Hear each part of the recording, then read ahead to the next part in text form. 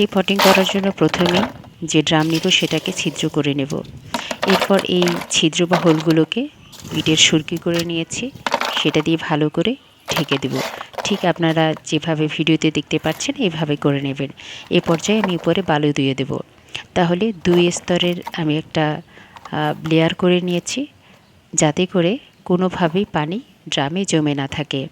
পানি জমে থাকলে তাহলে কিন্তু গাছ বেঁচে থাকবে না, এটা নিশ্চিত। এই পর্যায়ে আমি মাটি মিক্স করে রেখেছি, সেটা ভরাট করে দেব। আমি একেবারে 2/3 ভরাট করে দেব। এই বর্ষাকালে এখনই উপযুক্ত সময় মাটি রেডি করে গাছ লাগানোর। মাটি অবশ্য আগেই রেডি করে রেখেছি, কারণ এখন তো বর্ষাকাল, মাটি রেডি করার সম্ভাবনা এখন আর নেই। তবে মাটি রেডি করে 15 থেকে 1 মাস যদি আপনি রেখে তারপর গাছ লাগান, ইনশাল্লাহ আপনার গাছটি খুব দ্রুত বৃদ্ধি পাবে।